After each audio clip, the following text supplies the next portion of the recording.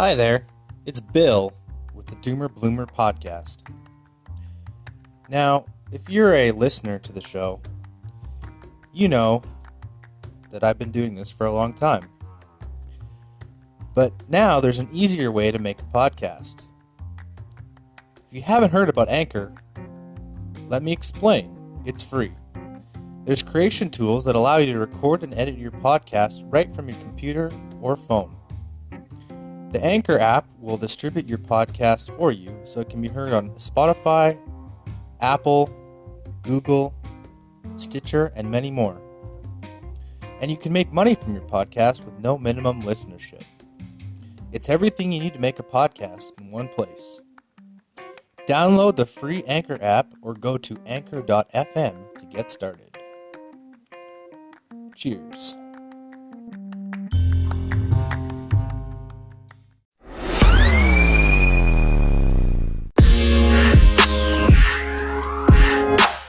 Record. All right. Welcome to season 2 of the Doomer Bloomer podcast. Now, today on the podcast, I have a very special guest from Portland, Oregon. Her name is Erin McCullough, and she is what would you call yourself, Erin? That's so funny. Yeah. I call myself the Joy-Slinger because I'm slinging joy. But you would probably, if you had to put me in an industry, it would probably be coaching, mentoring, that sort of thing. There you go. Excellent. And how long have you been doing that? Well, I've been consulting businesses and business owners for about 16 years. I've just been doing what I do now, which is teaching people how to find joy in their life at this moment and understanding why we're here and what the work is to be done here for the last 3 years. Very good. All right. So my first question is, where are you on your hero's journey, your doomer to bloomer path? What's your story, Erin? Oh, you want my story from the beginning, or you want me where I'm at? Where you're at. Let's start there. So, I won't say I've arrived because I don't believe that's why we're here. I believe that this is a journey till the end. But I'll say that I found my purpose and meaning in life, and it's teaching people how to find their purpose and meaning and understanding why we're here and what it's all about and how to experience it in a way that feels really super good all the time. All right. I see here you had a spiritual awakening reading the book A Course in Miracles, and then you trained under Mike Dooley. And can you tell me a little bit more about that? Sure. So, prior to starting in on that book, A Course in Miracles, I had been involved in seminar company and going to all their seminars and working and going to all kinds of different seminars on, all the things, business, success, relationships. And I had been voraciously reading a lot of self-development books.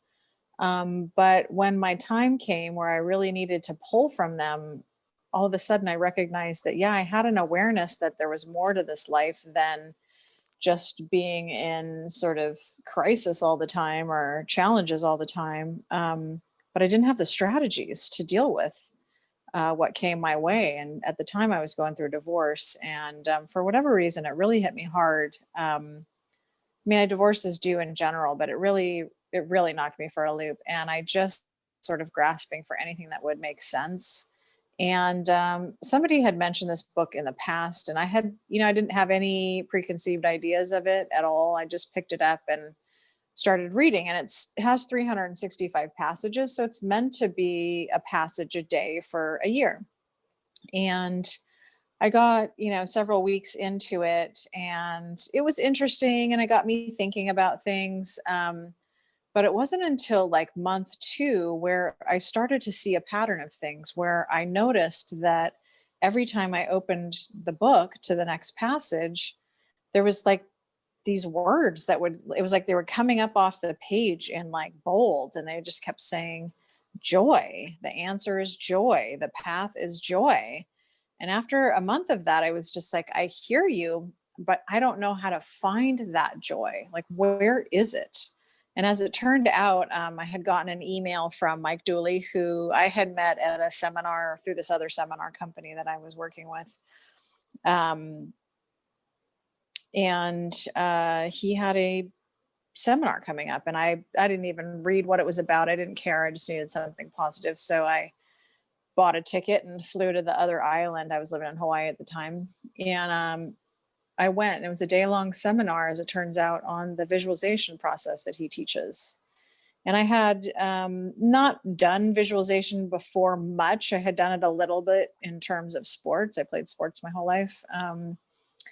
And so I knew about it in terms of that, but there wasn't as many, like, he was teaching some very specific nuances to this visualization process. And I was so inspired by it that I came home, and my business that had been for sale for about 9 months with no bites, I called my broker and I just said, listen, I just want to let you know my business is going to sell by the end of the month, and there's going to be some bidding wars over it. And he was like, well, we'd all like to think. And I was like, oh no, it's happening. And then I met the love of my life just in these random fluke way. And then I got another email from Mike Dooley asking me if I wanted to train and learn to teach the seminar that he teaches. And I went and got trained, and I came back and I put on my first seminar, and 5 minutes in, it was a culmination of everything that I had ever learned. All of my experiences came together, and I just went, oh, this is what I'm supposed to do. I'm supposed to teach people how to find their joy, cultivate it daily, and live the life of their dreams, the one they always wanted to live that they didn't think was possible. Wow, that's pretty powerful. Yeah, it was crazy. So you call it impenetrable joy? Is that what you call it? Yeah, so my book that's coming out very soon, I'm on the last chapter, crossing my fingers that it happens, the rest of it happens soon, is called Impenetrable Joy. My course is called Impenetrable Joy. And I call it that because, well, first of all, most people, if you ask them what it is that they want, they would say, I want to be happy. And I would say, actually, what you want is joy. Happiness is based on external events, and it's fleeting, it's short lived. It's, the new car, that's fantastic for a week, a month, or whatever. But eventually that car becomes not a new car anymore and loses its new car smell. And then it's just a car, right? And so that's happiness, that's short lived. Joy is an internal experience that once you find it within you, you can cultivate it on a daily basis and live in that space, which I think is our birthright, all the time. And so impenetrable joy is that. It's getting to joy and it not being dependent on or beholden to or at the mercy of people or circumstances to decide whether you're having a good day or a good life or whatever. Does that make sense? Yeah, it's a good distinction to make between happiness versus joy, and it's an internal process versus an external process. I see what you're saying. Yeah. What is one thing you'd wish you'd known when you began your career? And would you like to share that with our audience? I mean, of course, I think we all sort of look in retrospect and go, man, if I had known what I know now at a younger age, I could have, X, Y, Z. I don't ever live in regret. I never really have. It's an unnecessary emotion or experience. But if I had known how powerful it was to be in alignment with the deepest part of yourself, that would have been lovely to have known. And I believe how you get there is you just keep seeking, when things feel like they're not going your way and you're having an emotional response to something, starting to get curious about, what is that? Why am I having that response? Where does that come from? And, sitting in it versus what most people do, just because we don't know any better. No, it's not our fault. Nobody told us. Um, Band-aiding it up with, drugs, alcohol, relationships, food, sex, all the things that we do. And even just little things like, when we negate ourselves, like when we're having a moment and it doesn't feel good, when we're talking to somebody and we say, this is awful. And then we end it with, but I'm really blessed, so I can't complain. It's like, it's not about complaining. It's about acknowledging where you're at so that you can heal from it. Because if you don't acknowledge or seek to find answers to what's bothering you on a regular basis, it's just going to keep coming up, and that will be your experience. And I think there's a better way. I think you can dive in and sit in those emotions and do some real healing. And it doesn't have to be awful and super painful. That's good advice. Now, I know you don't believe in this, but what would you consider your biggest failure, and what did you learn from it? Yeah, I mean, a bit like regret. I really believe that everything is on purpose, and for our benefit. Like, it's really rigged in our favor. Um, it's just that we don't usually think about it that way. Yeah, I don't know so much failure. I mean, I feel like, I've learned from every single thing that's happened. And I think that's kind of the point. And I think that we have these really wonky ideas of what success looks like. It's interesting. I was listening to Eckhart Tolle the other day, and he said, prior to him releasing his books, which have been New York Times bestsellers, and he's been on Oprah and all that, people would ask him what he had accomplished. And what he said was, I've accomplished stilling my mind so that I'm not in thought all the time over nothing, basically. And I would say that accomplishment trumps just about everything. When we can recognize that we don't have to be in continuous thought all the time. And actually, when we are in thought like that, when we're trying to come up with a solution, or we're just, habitually thinking constantly about whatever, everything, that's not being here now. That's not having an experience of here. That's having an experience in the past and projecting it into a future that we can't possibly understand what's going to happen. And so when we recognize that when we're in thought so much, which, I work with a lot of people who have anxiety, worry, overwhelm, stress. That's all about pulling up, conjuring past experiences and trying to project them into the future, and thinking that you can control all the things, which, really is a function of the brain. Like, it wants to take information in and sort it and file it away for future use. But because we aren't taught to navigate our brain in a way where it's intentional and we get to be in charge, it tends to kind of run off and do its own thing and just overthink and think things to death. Does that make sense? Yeah, and honestly, Erin, I suffer from that exact affliction. Yeah, I'm you're not alone. Yeah. I'm trying to be better, but I do tend to overthink things constantly.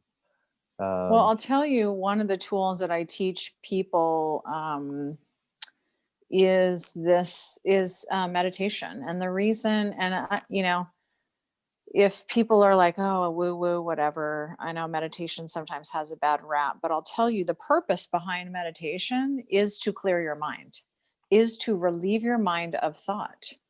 And let me just tell you, I was that person as well. And when I first started meditating, it was super challenging for me to even go like a few seconds without thinking and thinking and thinking. But I'll tell you, when you begin to practice it, slowly it starts to change. And then you can recall that experience, the quieted mind, the stillness, um, on a regular basis. So when you get into a situation where you're stressed out or you're overthinking or you have some anxiety, um, you can put yourself in that space because we have the ability to remember, right? That's our memories. When we start to insert like memories that are helpful, like that, then we can address these moments when we get stressed out or in anxiety or overthinking by putting ourselves in that place for that moment and remembering, oh, that's what it felt like. And now I would say there is stillness in the background, like in the wallpaper of in the texture of my life all the time. Um, Whereas before it was just thinking, thinking, thinking, and to no end, which is what I call like circular thinking. It's like you're not trying to come up with a solution. You're just thinking about everything and everyone and, different scenarios and making up stories, mostly making up stories, right? About things that don't happen. And it's kind of crazy when I talk about it like this, I often people will just go, wow, I never heard anybody say it that way, but it's what's going on. And it's kind of like lunacy, it's kind of like, oh, like why are we doing that? To keep ourselves busy, to keep our minds busy. We don't actually have to. And when we can still the mind, it's so beautiful. The calm and the peace of mind is it's delightful. Yeah, we, like you said, we all often suffer more in the mind than we do in reality. Oh, I mean, 100%, right? I mean, we don't even think about the fact that we're constantly making up a story about what's going to happen next. And that thing never happens. And I was sitting with a client the other day and I do this exercise on beliefs. What do you think about this? What do you think about that? And I just found myself, it was so funny because I was shocked by what this person said. I was like, oh my gosh, it's so crazy. We think that we all are the same. We think that we're all having the same experience, but we're not. And we couldn't have because we have different experience. We had different pasts. And so it's the past that sort of dictates this like lens or filter in which we see this world.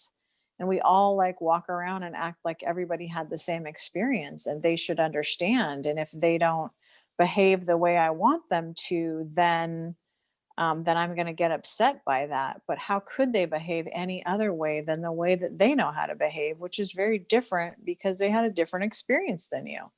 And that's literally it. It's not personal.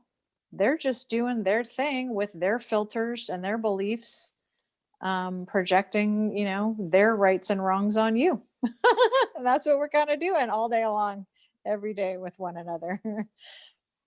Oh yeah, I 100% agree. It's kind of silly when you say it like that, but it's true. And I always give this example. Since I assume you like the Grateful Dead. Um, the My boyfriend, he was really into the Grateful Dead, or still is actually. Although they're not quite together anymore. They're missing some people. But I really didn't know much about the band, or really even didn't know that they were had such a big following. But when we got together and he explained to me why he liked them so much, it felt like the first time he belonged in a group and whatever. I was like, oh, that's neat. And then guess what happened? All of a sudden, I started seeing Grateful Dead things all over the place, right? Stickers, T-shirts, people talking about it, saw it online, right? It was completely out of my knowingness until then.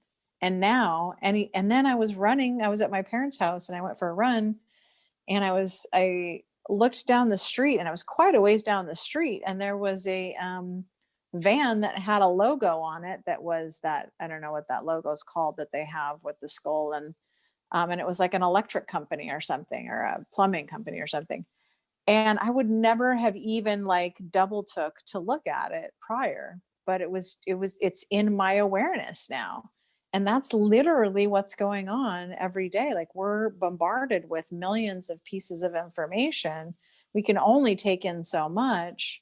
And we're taking in the things that we recognize because we've had experience with them.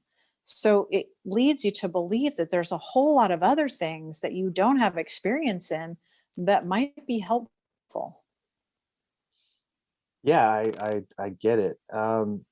So something I've noticed about you, and this is the question I'm going to ask is, so you talk about getting in alignment and speak from your heart at all times. How would you how would you give someone advice trying to get to that place? Well, I think first, well, I'll tell you how I got to that place. And I won't purport that the way that I arrived there is going to work for every person. But I think there's some nuggets of truth in there for everyone, So, take it how you will. For me, I discovered joy through the visualization process. And the visualization process that I use is, and that I teach clients, is a day in the life of everything you've ever wanted. You write out that story, and then you spend 5 minutes every morning before you get out of bed, like right when you wake up, and you go through that day in the life of everything you ever wanted. So much so that you are in it. I mean, 100% in that video. Literally, like, you see yourself, you're not the camera, in the video living that day in the life. That's pretty exciting. So if you can get to that place emotionally and raise your emotional level to, how you would feel if you had the day in the life of everything you ever wanted, that's a pretty good place to start, right? So you'd start, that's where I found my joy. Was like, oh my gosh, like, this is amazing. Like, I do in my meditations every morning, like, I have tears of joy streaming down my face because I am in that moment every day. The cultivation of it, or the alignment of the deepest part of you, comes through the knowledge of several things. One is that you are not your thoughts, and that you are not your emotions. Those are things that most people think they are. But the reality is if you can think a thought and know what that thought is, if you can have an emotion and name that emotion, who is that is noticing those things? That's actually who you really are. The thoughts and the emotions are based on experiences that you had.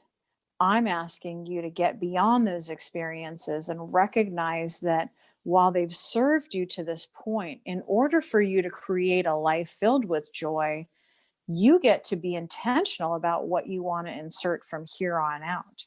And when we understand that thoughts and emotions are not who we are, they're just a function of our past, and we can begin to rewire some of these thoughts and emotions and heal them, then you can be in 100% alignment with who you are almost exclusively. I'm not going to say there aren't moments where things come up for me emotionally, but I know how to sit with them now and not, like I was mentioning before, band aid them up to make them okay. There's nothing, it's not that they're wrong, it's just that they're not serving a future that I want to create. And I can't create that future with all of this past stuff that is not in alignment with it.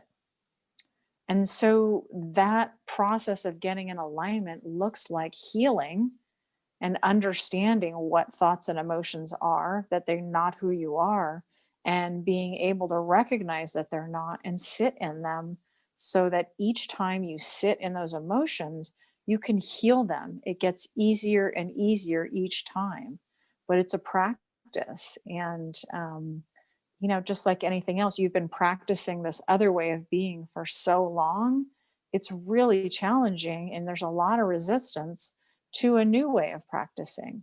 But I'll tell you, on the other side of that practicing, as you continue on, is wonderful, is freeing. It's true freedom to be free of your thoughts and your emotions and be able to intentionally create the life that you want. That's amazing.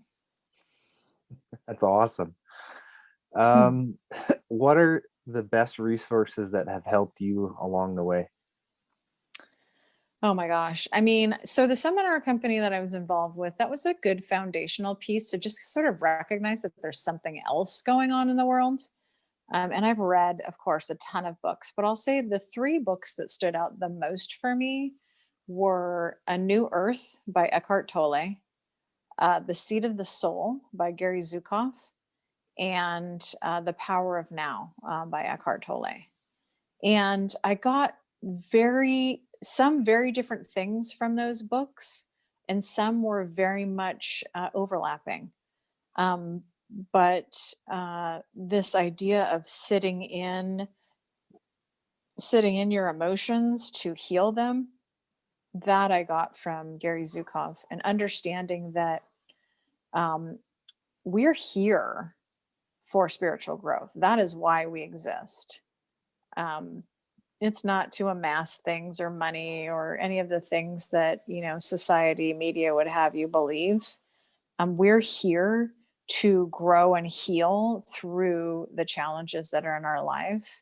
And when we can understand that and find some real strategies to getting past the challenges or through them and heal them, then we're really doing the work that we're here to be doing. And that I learned a lot through Gary Zukov. Eckhart Tolle is really sits in the place of stilling the mind. And he's the one that helped me to recognize that it was possible to not be a thinking person all the time. It was possible to be still and enjoy my life from that place. You think, like, I think for some people, and probably me included, I thought so much about everything all the time that if you had told me that you were going to take those thoughts away, that there would be any richness to life, I probably would have kind of freaked out. But I'll tell you, it is so much richer without all the thoughts. It has, like, I can be in the present moment much more often. I can be here now in this moment. Whereas before I was just in thought all the time. So I couldn't be there for the people in my life. And ultimately that's the thing, right? I mean, we get on our deathbed, we're not thinking, I wish I had amassed more things or more money or worked more. We're thinking, I wish I had deeper, meaningful relationships with people. And I get to do that now because I'm present. I'm here in this moment. Yeah, I guess that's something that I've struggled with, and I think a lot of people struggle with. Um, but what would your best advice for someone who is a doomer to get on the path to becoming a bloomer and feeling this impenetrable joy in life, business, relationships? What would be your best advice? I would say, anytime you can still your mind. So if you can find a way to meditate, um, and you can call it, you don't have to call it meditate. But I'll tell you, people are always like, oh, it's so woo woo, whatever. Honestly, like, the woo woo people seem a heck of a lot more happy than everybody else. So I'm always kind of like, well, you can call it woo woo if you want, but if it brings you joy, then doesn't matter how you want to categorize it. In terms of quieting the mind, I think meditation is absolutely key. Just know that it's not something that comes naturally to most people, and it will take some time. What helped me was Oprah Winfrey and Deepak Chopra do a 21-day free meditation. And it's 20 minutes and they give you a theme. And the part that really helped was, I mean, it was the theme, but then also he always gave a mantra. And so when you start your journey into meditation, know that it's refocusing all the time, right? So your brain wants to go into all the things and then you refocus back to the mantra. You notice it's gone off track, back to the mantra. And that really, really helped me. Now I don't need a mantra. I can I sit in meditation for an hour every morning. And I don't need that. And my mind does wander sometimes, but I have awareness around it. And so it doesn't shift very often. And when it does, I know. I would say that's the best place to start. And then just start, I think reading or listening to books or podcasts, if you're here, you're seeking. If somebody's listening to this podcast, they're seeking something. Keep seeking, don't stop. Joy's to be had for everybody. It is our birthright, not just me, not just, a handful of people, like everybody. So keep seeking until you find somebody. If it's not me, then find somebody else that speaks to you, that can help you train your brain in a way that it will allow yourself to enjoy this life. Starting now. You don't need the house and the car and the relationship or the job or the business or whatever. It's possible now. Well, Erin, this has been very enlightening. Where can our listeners best connect with you online? Do you have a coaching link, or where would you be best found? So whenever I'm on a podcast, I always like to give out a free discovery call. You can find that on my website at Erin, ERIN dash M as in Mary, AC.com. And you can just sign up on the calendar there, or you can find me on Instagram at Erin Mac LLC. There's a link to my website on there, and there's a ton of content on there. I post videos at least weekly, with strategies or things to think about all the time, and love to hear from people. That whatever I'm saying is helping. So DM me on there if you want to get in touch with me as well. All right. Well, thanks, Erin. I'm really happy to have you on the podcast. And yeah, this has been very enlightening even for me. So thank you very much for your time. And we'll be signing off. All right. Cheers. Thank you.